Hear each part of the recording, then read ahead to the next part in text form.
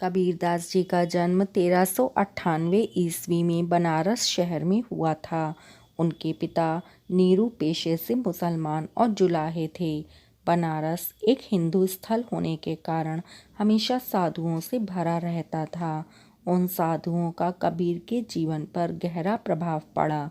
बचपन में साथियों के साथ खेलते समय वे अक्सर राम राम या हरि हरि कहकर पुकारा करते थे। जब कबीर के माता पिता ने हिंदू धर्म के प्रति उनका झुकाव देखा तो उन्होंने मुस्लिम रीति रिवाजों को ध्यान में रखते हुए उनका खतना करने का फैसला किया। कबीर ने अपना खतना करने वाले काजी से कहा, यदि मेरा खतना स्त्री के प्रेम के लिए करना है तो मैं इस शर्त को मानने को तैयार नहीं हूँ। अगर भगवान ने मुझे मुसलमान बनाना चाहा तो वह खुद मेरा खतना कर देगा। अगर कोई खतना करके मुसलमान हो जाता है तो हमें औरतों के बारे में क्या करना चाहिए? अर्धांगिनी को छोड़ा नहीं जा सकता। इससे अच्छा है कि मैं हिंदू ही रहूं। आपको भी किताबों का अंधानुकरण करना छोड़ देना चाहिए और उस ईश्वर पर निर्भर रहना चाहिए जिसे हिंदू और मुसलमान दोनों ने बनाया है। इस जवाब पर काजी वहां से चला गया। जब संत कबीर ध्यान की प्रारंभिक अवस्था में थे तो वे सुबह जल्दी उठते थे और पानी का एक घड़ा लाते थे जिससे वे ध्यान के समय अपना चेहरा साफ करते थे। इसके बाद वह अपनी माला लेकर भगवान के नाम का जप करने लगते थे।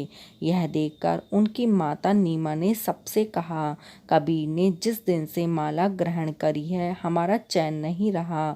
उन्होंने बुनाई का पेशा छोड़ दिया है।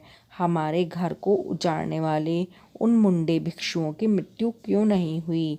कबीर अपनी माँ से कहते थे, मेरे गुरु ने मुझे भगवान का नाम दिया है जो सभी आनंद का खजाना है। जब से मुझ पर उनके नाम की आशीष हुई है तब से मेरा उद्धार हुआ है। इस तरीके के जवाब पर उसके माता पिता ने उसे अपने दम पर रहने के लिए कहा। भिक्षुक कबीर के पास पहले की तरह नए घर में आते रहे। एक दिन कबीर की पत्नी लोई ने अपने बेटे कमाल और बेटी कमाली को भूखा देखकर विलाप करते हुए कहा, इन मुंडन वाले भिक्षुओं ने हमारे बुनाई के काम को बिगाड़ दिया है। इन्हें खाने को रोटी मिलती है जबकि हम भुने अनाज पर जीते हैं। वे बिस्तर पर सोते हैं लेकिन हमें घास पर सोना पड़ता है। यह सुनकर कबीर ने लोई से कहा, तुम अज्ञानी हो और तुम्हारा कोई गुरु नहीं है। यदि आप उनकी शरण लोगे तभी आपको ईश्वर का बोध होगा।